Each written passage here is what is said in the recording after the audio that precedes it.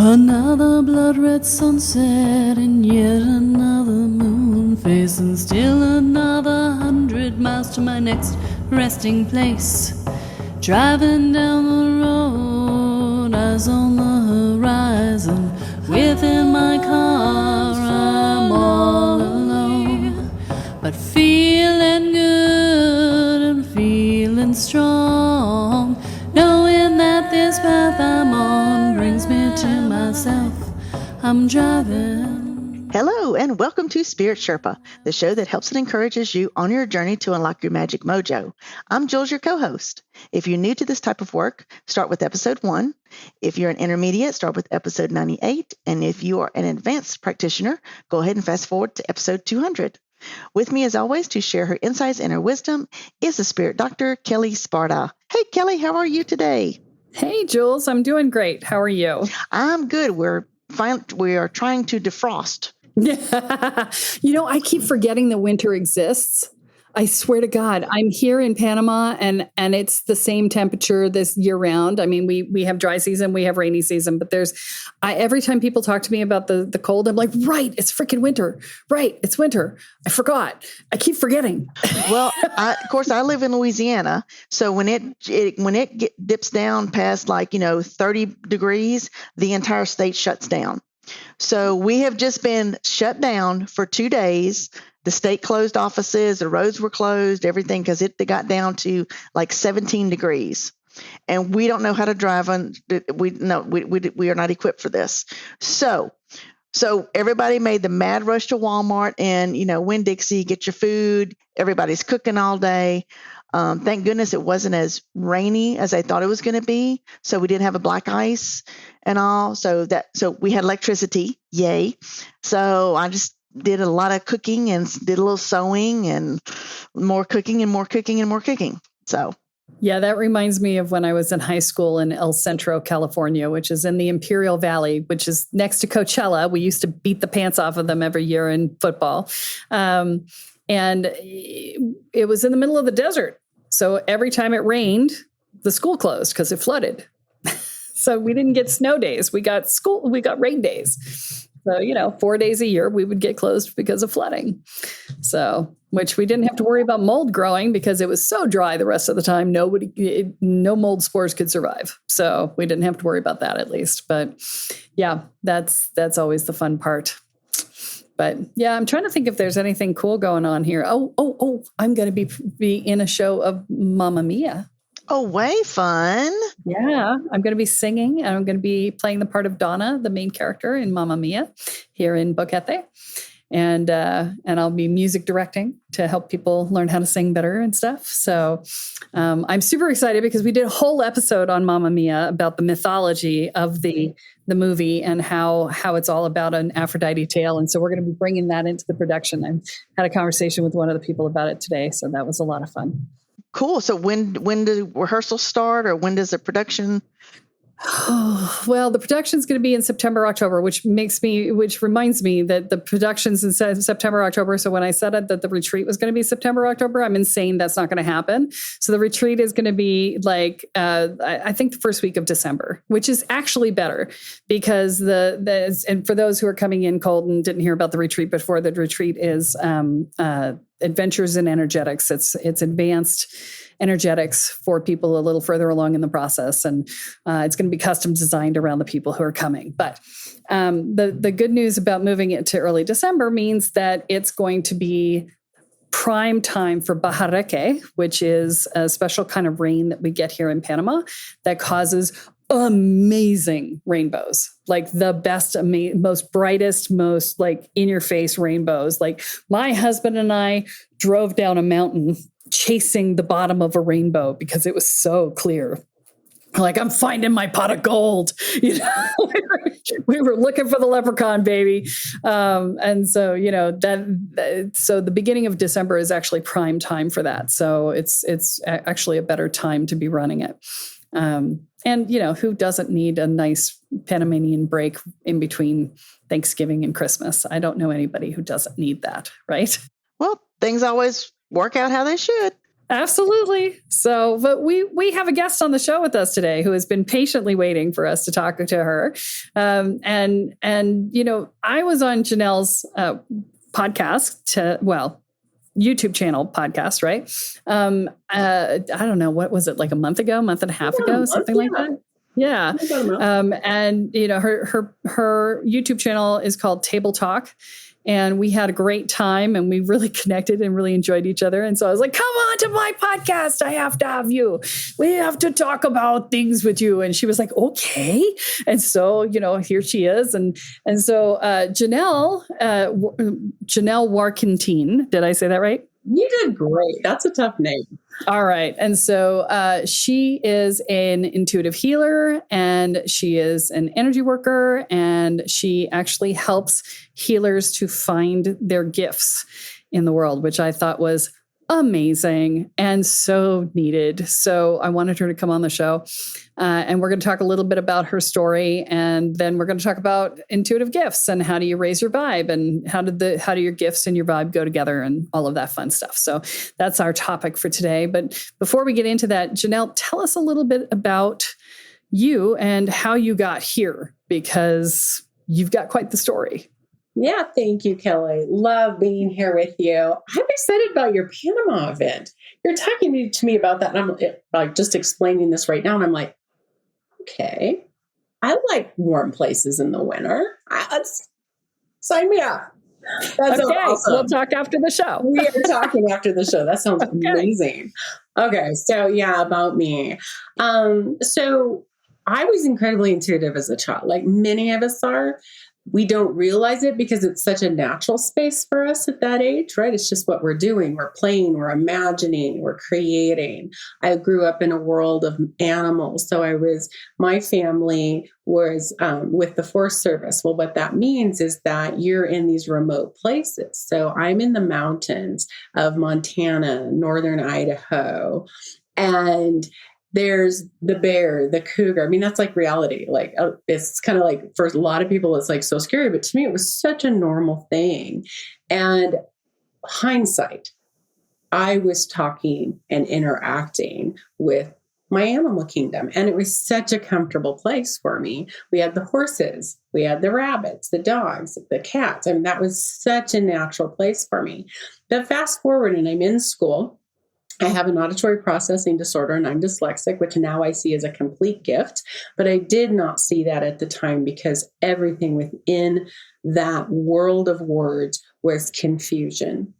And not just confusion, but absolute just scared me to death. It was horrifying through the lens of a child because everybody got it. Why couldn't I? So I started, because of that confusion, the overwhelm, it was my gifts showing up, but I didn't understand that. Nobody's talking about that, right? When we're at that age, at that time in my life. So I'm shutting this stuff down. So fast forward, I'm a horse trainer. The horses, I'm attracting outlaws, and the horses are starting to talk to me. And so if I'm picking up, wow, you're just in pain. Let's start working to get you out of pain. Nat worked with a vet gone Eastern medicine, a horse chiropractor, and a body worker, which I now know is a healer, but we were called them body workers at the time. And she's like, this is what we need to do. So we're getting the horses out of pain. The horses in turn start activating my gifts. And I'm seeing into the body. And I'm like, oh my gosh, I can see this. And the vet's like, well, that's meridian. Well, oh my gosh, I can feel this. Oh, well, that's the energy stuck. And so my training 25 years ago started as the horses opened me up. So that's 25 years ago. Fast forward today, this just now been a world of studying and learning about how gifts work. How do they show up with people and for people? Yeah. That's amazing. And so you are now working with healers and helping them identify their gifts. I can hear them asking, how do you do that? How do you do that? I know it's so much fun, by the way. It's Right? so much fun. It's like a playground, right? It's like, oh, let's go play. Yes. So how do we do that? It's very custom because we are so unique as an individual, but we want to take and we want to start. I put people in small groups, and sometimes we bring the horses in virtually most of the time because people are from all over. So we can do that virtually, and we invite the horses in and we say, okay, let's say, what are you hearing? What are you feeling? What's the sensation? Because a lot of people that are already healers, and some of them are chiropractors, acupuncturists, therapists, different types of healing. But what's showing up for you right now? And let's talk about that. And now let's start unpacking that. So let's get to know you as an individual, step one. Now let's start doing some work together, and let's start seeing and interpreting. Really, I think, Kelly, I'm an interpreter. I think they come in knowing, because I don't want to tell somebody this is what I want to be, the facilitator. I want to be, what's that saying? Okay, this is what it could be saying, because what realms are you tapping into? What energy are you tapping into, et cetera, et cetera. So just explaining that for people. And we get ideas that, at least I have observed this, and I did it myself too. When somebody said, you're psychic, I said, what? Oh, I think we've all had that experience. I've seen way too many movies for that, right? Way too many movies, please. So it's kind of unmystifying some of our limiting beliefs around that as well. One of the things that I talk to people in my spiritual coach certification about is that, they need to determine, what is the core essence of the energy that you hold, right? Your purpose is the fullest expression of your authentic self. If you don't know who the authentic self is, then how do you know what your purpose is, right?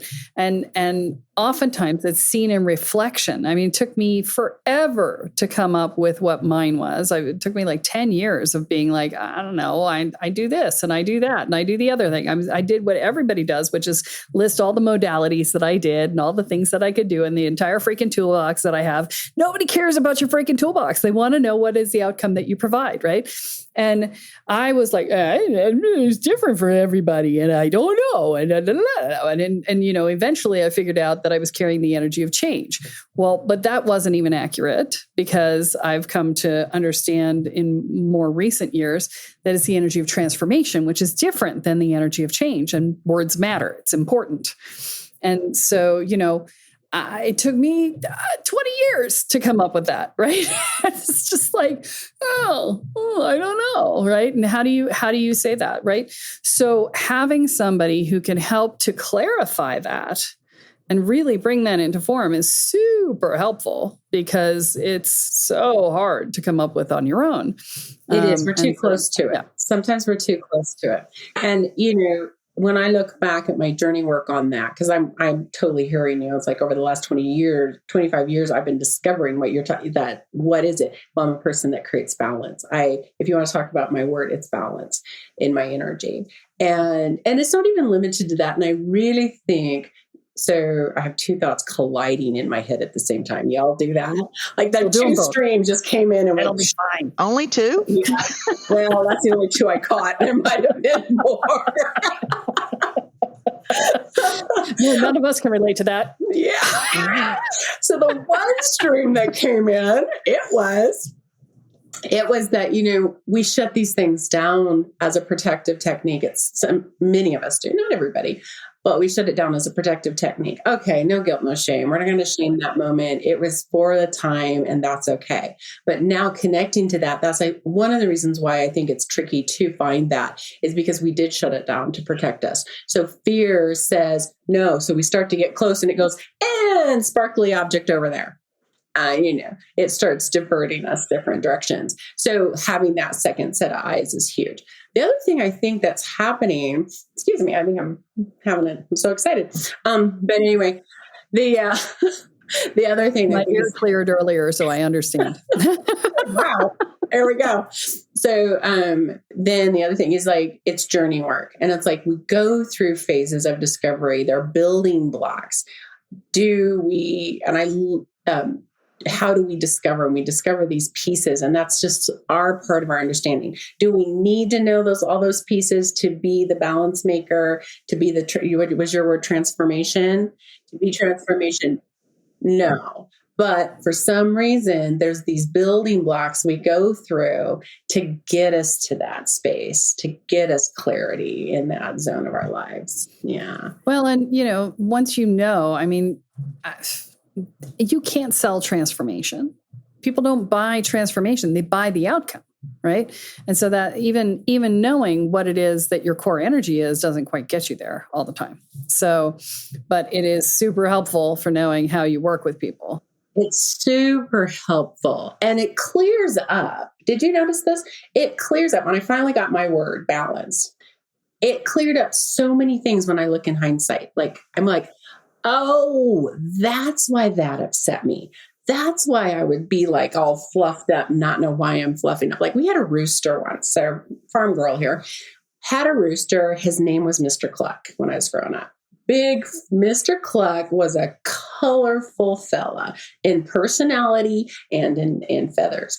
And his gift was balance. So the sheep would be all in a fuzz, whatever, and they're going at each other out in the pasture. Mr. Cluck would march out there between them all. He's like so small compared to them. Anyway, he doesn't care. In his world, he was huge. He goes marching out between those ewes, fluffs up in a big hullabaloo, fluff, fluff, fluff, fluff, fluff, cluck, cluck, cluck, and sends the girls to their corner. And he goes, okay, the world is fine now, and walks out. And I'm like, huh, that's like me. I'm like, isn't that? And then that was my word. And it just made so much sense in so many ways. And we're talking about a little bit, raise your vibration, understand yourself and raise your vibe. How much baggage in that simple piece of clarity I was able to let go of that. I didn't even realize at the moment I was hanging on to that. These things bury, and they're just so normal, I guess, right? And we don't see them. It's so funny too, because sometimes it's the awareness of our gifts, and sometimes it's an awareness of a block, right? So Kathy and I used to talk all the time about how we grew up with this. It's not fair. It was like so big in our lives. This is not fair. It needs to be fair. It needs to be fair. And everybody around us, all our parents were all like, life isn't fair. Get over it. And we're like, but no, it needs to be fair. Right. And I'm, looking back on it, I've recently ran across somebody who has labeled, I've always said that there's this fear of your own power because you were killed for your gifts in a past life, right? That's one of the blocks that I run into. And he framed it differently. He called it a persecution wound. And I was like, that's a really interesting way of framing it, because when you look at it as a persecution, wound, where you're like, oh, it's not just, I'm afraid I'm going to be killed. It's, I'm afraid I'm going to be ridiculed. I'm afraid I'm going to be treated unfairly. I'm afraid that I'm going to be, stoned and, put down and humiliated and all the other pieces, right? It's like, oh yeah, that makes a lot of sense, right? And that explains the it's not fair thing, right? It explains that earlier in life. No, it has to be fair because it was a life or death thing, literally in a past life. And so, sometimes these things, they just, you look back and you're like, oh, well, that makes so much sense, right? And yeah, so let's talk about our intuitive gifts and how do you access your intuitive gifts, and how do you raise your vibe? Let's get your piece on this. People have heard this from me, but I want them to get your perspective. By the way, guys, you need to be learning from a lot of different people, because one person's perspective is great, but you aren't me, and you will take what you want from me and leave the rest, and that is as it should be. Every person who learns from any teacher takes what they need and leaves the rest. And so this is one of the reasons why we have people on the show who aren't me, is to give you another perspective, because I really feel strongly that you need to be learning from multiple people. So with that said, tell us how you raise your intuitive gifts and how to raise your vibe. I think they go together. So when we're shutting down this part of us as we're growing up, we are also creating blocks. And you touched on blocks. And I'm like, yes, that's it. So raising our vibe, and my graphic design team, bless them. I have a great team. And this one gal came up with this picture, and it's a gal, and it's about raising your vibration. And she's like, I can't even be that cool. It's just like the coolest picture ever. And she's got the vibe, like you have design going off of her, and it's great colors, and you feel it, and you just go, whoa, yeah, let's bring that in. That's good. But what is keeping us from that feeling from the inside out? Because we can have a good time. We can hang with friends. We have things that raise our vibe. But how do we be that from the inside out? And it's actually, I think step one is like, whoa, what's blocking me from it? What's blocking me from my gifts? Because the two are going together. We spend a lot of time and a lot of money. We spend 12 years in school working on our brain. We do physical exercise to help our body do what they do. We even talk about nutrition, which is about our physical body and so on. But what about this side of us, this energy side of us? Well, what's that mean? That piece of us that feels and senses in depths that we're just now scratching the surface of what that looks like. What's that feel like? But it's joining the senses, and it's coming in through our heart center, through our gut. And those are the bigger centers than our brain, right? The brain, the heart center is like how many times bigger? So what is it? Tapping into your intuitive side, it means you're taking your physical and your thought processes in your physical body, and you're marrying it with your other half. It's your senses, but senses are so much bigger than what we're picturing even. So that's the start of it. What's blocking us? When did I start blocking? So being very simple, Kelly, just thinking back when I was a child, I started blocking this because I wasn't fitting into a perceived normal. Go back and go, where was that perceived normal, and where did it start? And how was I perceiving? And what kind of anger, what kind of shame, what kind of fear started there? And there's your blocks. Then go, body, where am I holding that? So start, when I was training horses, my first aha on why I knew they were in pain is because my gift in being dyslexic is when I see an animal moving, and I've been around horses my entire life, I have a video camera in my head, and I unknowingly, to me, just this thing that happened, I have thousands of pictures of horses moving correctly based on how they're built. So I would free move these animals, and I would place a picture over the animal moving, and I went, oh, the correct animal would be moving like this, or the healthy animal. And this animal, that shoulder's not moving correctly, that leg's not. So biomechanically, you're off. We're the same way. So the horses had stuck energy. We have stuck energy. Biomechanically, you're going to look at yourself move, and you're going to, oh, why do I do that? Well, that could possibly be somewhere you're holding on to something. And so, yeah. So once those are removed, then when those are removed, we're opening up a channel for those gifts to actually start flowing. It naturally happens.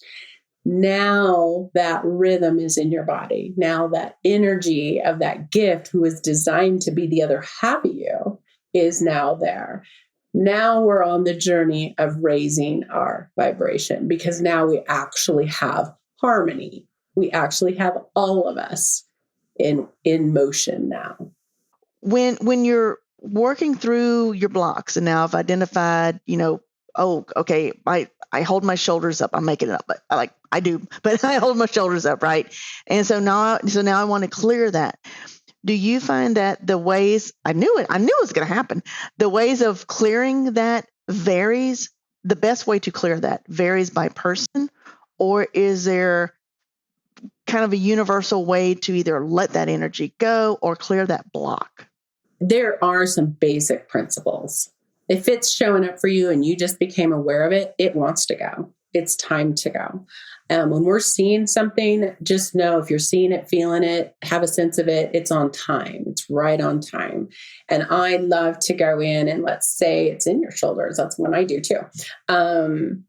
Is I like to just, if I'm guiding it, I'm very specific to the person because I'm looking at them and I'm like, oh, it wants to do this, but it's there to teach you something. So I'll ask you, feel into that if you're a feeler. Or I would be like, okay, put your hands on it if you're that kind of feeler. Go look in the mirror if you're a real strong visual, whatever. But then I would say, okay, do you have a sense? Is that yours? Because we carry stuff that's not even ours. And a lot of these things that we're letting go of aren't really ours. It may have been a fear I held on to, but there's a reason I interpreted that event as fear, which is a whole long topic, right? But it could be somebody else's fear. But so I ask, is this yours? Do you feel like it's yours? Just go with what first comes. And sometimes I'll center people into their heart because their heart, we're so trained to be in our brains, and bless our brains. They've got a job to do. Bless them. Thank you. But for once, shut up, Take 5, yes. Right? Sit down and shut up. The adults are talking. Take a back. Just for now. Right. Just for now. And we get into our hearts. And then when we say, okay, is that even mine? Well, yes or no. And then what would you like to happen? Is this just ready to be let go of? And so we can wrap, and there's different techniques, but there's just some general ones where we can wrap it in love. And if I'm using my own love, here's a principle. If I'm using my own love, often it won't happen because I'm holding on to it anyway. Sometimes that can be a block. And I find it beneficial to channel or set the intention to bring in persons have their different languages of their source energy, their higher self energy, but something of pure love source energy, and bringing that love in and let that wrap around it. And then where does it want to go? Does it want to go back in time? Does it want to go back into the highest love space to be clear? Does it want to go into the ground? Let it go. Don't get brainy about it. Just let it go. And then fill back up with love. Again, never leave a hole empty. So general principles that can get more complicated than that, because sometimes there's something to learn or know. Kelly brought up, the past life stuff that sometimes is good to know because it's helping us understand something. And we need to understand that for different reasons. So in general, though, I find that love wrap is really useful and successful. Thank you. I like that. Well, you're welcome. Sometimes the blocks are yours, and sometimes they are cultural norms that you have taken on. So, for instance, I grew up a lot in the South, and you don't want to be a bother. I don't want to be a bother. You're not too loud. You're not too much. You're not too, seen as a woman. Right. And, that was a big thing, is I don't want to bother people. Right. Even if I'm singing and people tell me my voice is beautiful, I will still feel like if I'm singing in a place where singing isn't expected, that I'm bothering people, right? It's the cultural norm that has been ingrained into my psyche, right? And so one of the things, I had a theater teacher when I was in 7th grade, and one of the things that they had us do to get over that was they sent us out to a bus stop, and had us stand on the corner with a friend and scream at the top of our lungs the color of the cars as they drove by. That'll get you out of your shell. I still remember that exercise. That was 7th grade, people. 7th grade. That was like 40 years ago. Okay. I still remember that exercise because it made me so uncomfortable. Right. But it did a couple of things. One is it broke the I don't want to be a bother thing, because I bothered people. Move past the block, and did it get you into more intuitive? No, it was more about, first, I wasn't going to die, right? Because you feel like you're going to be stoned to death by the people who are angry with you. If you're an empath and people get angry with you, you feel like you might die, right? That happens when you're a child, especially if they get very angry with you. And I grew up with a rageaholic, so there was fear of death on a regular basis up until I was about 5 years old when my parents split. It's so part of our journey, though, is identifying those things, is identifying and then re-accepting that, okay, you were in that space, you were a bother. I have that one too. You're a bother. And it's very likely that we are empaths many times as we travel to this earth in our past life adventures. And were we criticized, stoned, different kinds of tortures for using our voice, for being what now is translating as a bother? Absolutely, we were. So we're carrying that lens as well. We have our lens that we're currently looking through, but why are we even translating it that way? Why am I even picking up you're a bother? Well, because something happened, some sequences of things have happened, and today we get to shift that. That's the beauty of it. Today, I get to identify, oh my gosh, that's a guilt shame lens. Beautiful. Thank you. There was a time I learned my lesson. These are lessons. We look at this like, oh my gosh. And I went through this when I've been gutted. I won't even go to the gory details. There's just been so many traumas based around this let's use your voice thing. And now I lost my train of thought. And there's layers. So that's good, because I was just going to jump in. So, and there are layers and I'll jump in so you can remember yours because mine didn't come back. And so there are layers of this. But one of the things that I run into all the time is that people are thinking that, oh, well, I did this work. I shouldn't have to do it again. It's like, no. Think of your personal work and the issues that show up on it as spokes on the spiral. Right? So you're on the spiral, working your way into the center of the spiral, and there are spokes coming out. And so on this level of the spoke, you're like, I'm a bother, right? And then you come down a little bit more and you hit it again at a different level. And you're like, oh, I am afraid to perform. Oh, I'll be criticized and whatever. And they come and I manifested something there too. I had a teacher in high school who was like, I was auditioning for a part as Adelaide in Guys and Dolls. And she looked at me and said, come back when you learn how to sing, because I sang it as you can feed her all day with the vitamin A and the bromo fizz. Right. And she was just like, come back when you learn how to sing. And I was like, wow, that was really harsh to say to a freshman in high school. And I was like, And so, I worked for years to overcome that one piece of feedback. And, but each time I hit it, I was like, nope, I'm going right through it. No, I'm going to go. No, I'm not going to let her stop me. Screw her. Right. I was just screw my anger to the sticking point until I could get past it. Right. Eventually I came to the point where I'm like, yeah, I'm fine. Right. But a lot of it was done in rebellion against that term, because you have a choice. When somebody gives you feedback like that, you can either take it in, and you have three choices. You can let it go, and that would have been more healthy. But I was, whatever, 13, right? How many 13-year-olds do you know can let something obnoxious like that go? Yeah, I was evolved, but not that evolved. And so, you can let it go, or you can say, fuck that, and I'm going to fight back against it because I'm not going to let that run my life. Or you can let it run your life and shut you down. And, once you've shut down, now it's a lot more work to get over it, right? Because you've got to, in a way, we take that on as an identity, right? It's like, oh, no, that's not me. I don't do that, right? And when you take something on as an identity, it's much harder to shift. Yeah, exactly. It is.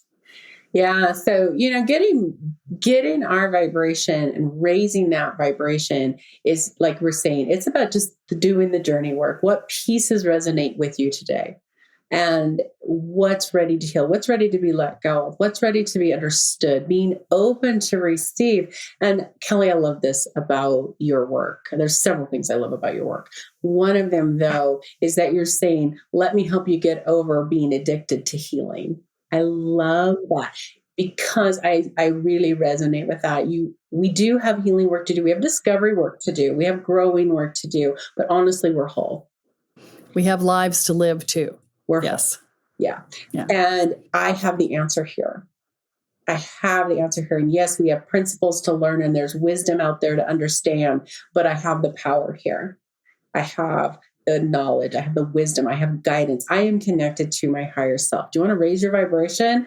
Get good at connecting to your higher self and saying, because that higher self has been journeying for X amount of, it's not even measured in time in that space, right? So the higher self has been journeying. We came to the planet for a reason. There's a purpose. And that higher self knows it. They know our purpose work. They know what we're here for. They've got the direction. So tap into it. And it's that faith work now. Now you want to raise your vibration, all the things we've been discussing, absolutely. And then get that faith in yourself. Practice, say fuck you, and practice stepping out in who you are as a human, how you're designed to be. That's so powerful. And that raises your vibration. You can feel it when you say it, and you feel it when you get that convicted about it, that you can feel it in your gut at that moment. Like I can feel it in my gut. I'm sweating just thinking about it, but that's the power of it. That's the power of connecting to that. And that's, yeah. I think in a lot of ways, when we think of the words raise your vibration, we feel like it's an active process in the moment of, oh, I've just got to pull my energy field up. And yeah, can you do that short term? Yeah, you can do it short term, but it only lasts for short term and it takes a lot of energy to do it, right? And the moment you stop paying attention to it, you're going to go right back to where you were. So when we say raise your vibration on here, what we're talking about is raising it permanently, right? And the permanent raise, and you and I talked about this after our time on your show. The end result is authenticity. The more you clear, the more clear you become, and therefore the more authentic you are. And authenticity, by definition, is high vibe, because you're in your authentic self. You're not being dragged down by the energies of the blocks. And blocks are by definition low vibe, right? So if you think of yourself as an electrical circuit and all of your blocks are resistors, then the more blocks you have, the less electricity runs through your circuit. And therefore, the lower your vibration overall. Every block you clear pulls the resistance out, and now your circuit runs much faster. And so every block is progress, right? Exactly. And it's so much less work. That's why we can hold it up for a moment, but we're going to bop back down to whatever static is, right? Wherever we're at in our journey at that time. But as that comes off, that dirt, that everything that blocks come out of us, then it's just easy. Because why? It's easy to be us. It's easy to be authentic because it's just who you are. So now that you are more energetic, what are the results? You are more at peace. You are in the things that we seek as humans, the things we're looking for, that peace, that inner joy, that purpose, that knowingness. It's all connected to being that authentic self. Yeah, absolutely. And the more you are in your authentic self, the more of those resistors you pull out, the more energy you actually run. And because you're running your own energy more efficiently all the time, your body learns to hold more of that energy. And as your body learns to hold more of that energy, it means you can channel more energy from the universe when you choose to open up and go woof, right? And the more you practice, the better you get. I mean, I remember sitting down a couple of years ago at this point at a retreat center, and the retreat owner had asked me to give feedback. He asked everybody in the group. He's like, this is the first time we're running this type of retreat, and could you give us some feedback? And so I had some feedback, and it wasn't positive. And so I wanted to not impact everybody else's experience. So I just threw a quick circle up around us that was a don't notice me circle, so that nobody else would notice that I was giving him feedback that wasn't positive, because they didn't need to have that experience, right? I was just trying to be mindful of the space. And I put up the circle, and he went into full panic mode. And I was like, what's going on? Because he felt the circle go up, and the circle was not meant to cut him off from anything. It was not an aggressive circle. It was just simply a don't notice me, kindness to everyone else. That's all it was. But he felt the circle go up, and he felt it go up, and he looked at me and went, holy crap, this woman just put a circle around me and didn't do anything. Right? I just intended the circle and it was there, right? I didn't do anything. I just went thunk. And I could see in that moment, he was like, oh shit, I'm screwed if she comes for me. It's like, it was this weird thing that happened. And I'm sitting there and I'm going, wow, there's an assumption that he's making in that moment where I literally was offering him negative feedback as a gift. Right? Because I didn't have to give him feedback. I could have just left and said, this sucked, right? I didn't have to say what the problem was or how it could be fixed. And I was offering him a gift from my perspective. And, here he is assuming that I'm on the attack because he went straight into defensive mode. And I was like, ooh, okay. But that was an indicator of where he was in his beingness, right? That he would interpret something as simple as don't notice me to be an attack, first off, which had nothing to do, literally, it was just a circle. It didn't do anything, right? But to interpret it as a precursor to an attack or as an indicator of my ability to attack him, not that I wanted to, all of these things. And so, when you have those blocks, you're going to make those assumptions. And you're going to end up in situations that are not, they're going to end up being very different than they would have been if you didn't get into defensive posture, because I didn't give him the feedback in the way I was going to give it to him before, because he was not in a position to feel it, to receive it, right? He was already in, whoa, right? And I was like, okay. So yeah, and that's the sort of thing that happens when we have a lot of blocks. It is. The other thing that happens is we get out of rhythm. So I was talking about, you got your first part, you got your body part, and you got your energy part. And now they're not used to being together. There's a rhythm. And the heart and the horses showed me this, bless them. And the vet of Eastern medicine, she goes, you can reset the body. So what we did is we put our hands on the heart and you just go, okay, where's the rhythm? And I find there's a dance within us. And I was speaking with a beautiful healer the other day, and she goes, it's the dance. And I went, I have never thought of it like that. You're right. Like, I got the rhythm thing, right? The rhythm. But I'm like, yeah, it's a dance within us. And it's like, get the rhythm back in your body. And it's like, you want to raise your vibe. You want to be connected at just another level. We can put our hands on our heart. We can go, okay, there's the rhythm. Nice. Brain, backseat. Don't think about it. There's the rhythm. Now invite the next level of you to join the rhythm. Just invite it. When you get the sense that it's there, go down another hand width. Now I'm on my lower belly. Get the rhythm. And you can invite, and you're actually helping merge through the circadian rhythm of our body, our energetic self, and our physical self. And it's so simple, but so effective and potent. And if you wanted to, you could go down your back. And we can also do with the nerve rhythm as well, which I won't go into, but that's also a rhythm we can reset in our bodies, because the way we've been thinking, the different blocks we've carried, all of the cool things we've been discussing today will knock that out of whack. Will bring in a dissonance in the rhythms, but you can reset those, and you just think, okay, there we are. That's me. Yeah, isn't that beautiful? Yeah, I love that, the dance, because when Janine Bolin came on the show, she said that the first two questions she asks people when they get out of whack is, when was the last time you sang, and when was the last time you danced? And I thought, yeah, it was so on point, right? And one of the things, as I've been thinking about the retreat that I'm designing, is, I'm going to be designing it around the people who come, so that I know what level they're at and so on.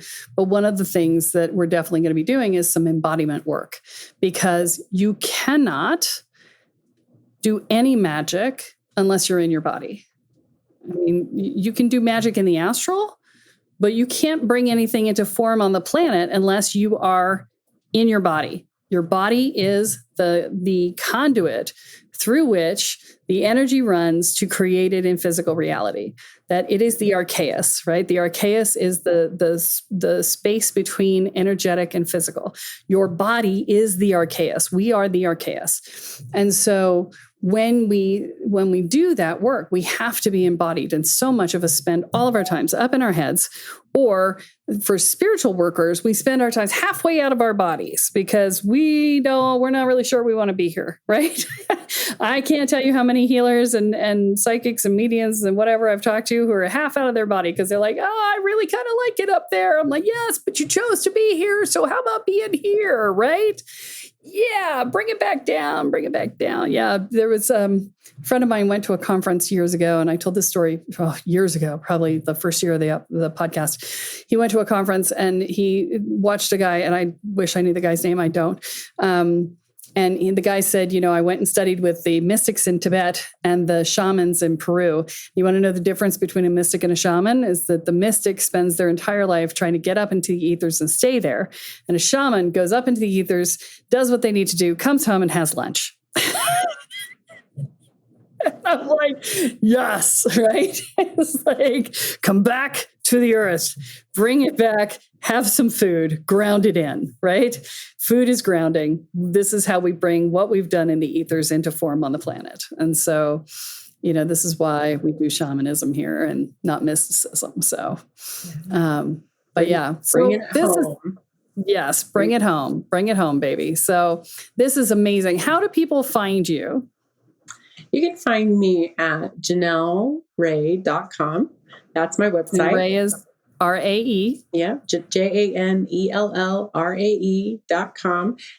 Or you can email me at janellrae.com. So either way, I'd love to hear from you. Excited to hear your feedback or thoughts or questions. But yeah, the website. And your YouTube channel is Table Talk. Yeah, it's at Janell Workentine. So we can print that out somewhere for somebody because that's a whole lot of spelling happening right there. Every letter in the alphabet but Z, and you'll have it all right.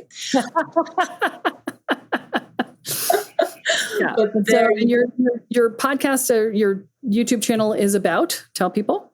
It's about healing, discovering yourself, different gifts. I love to get people's stories. I do a lot of healers' stories so that what can you connect to is stories. How did that show up for that person? What's it look like? Hear how they discovered it so that it supports others' journey and self-discovery and recognition. Oh my gosh, I relate to that. So that's a big part of it. And then teaching. What are we teaching about today? So we do a teaching piece too. Awesome. Well, thanks so much for being on the show. We're going to invite you into the Spirit Sherpa by Kelly Sparta Facebook group so that if people want to reach out directly to you on Facebook, they can do that through the group. They can find you there. And that means, guys, if you're not in the group, come visit the group, Spirit Sherpa by Kelly Sparta. And don't forget to get on the mailing list so you get informed about the retreat. You can do that by either downloading the Boundaries for Empaths program that's free on the website or by scrolling to the bottom of the page and signing up for the newsletter directly. I think that's it for this week. So, Kellyism, right? We need a Kellyism. Okay. So we're going to say, don't forget what you meant to say. And trust that the universe will give you what you were meant to say. There we go. How about that? Okay. We will go with it. All right. Well, that's all that we have time. Not my best one. That's all right. That's all that. Yeah. Well, I'm screwing up the outro, so we're gonna go with it. Hey, that works. We're gonna go with it. Yes, that is all the time that we have for this week, folks. Tune in next time when Kelly adds another chapter into your guide to energy, magic, and the spirit world. I'm Jules here with Kelly Sparta and Janell Workentine, and you have been listening to Spirit Sherpa. So long, y'all. Bye. Bye. Resting place. Driving down the road, eyes on the horizon. Within my car, I'm all alone. But feeling good and feeling strong. Knowing that this path I'm on brings me to myself. I'm driving, wondering where my spirit will. I'm driving.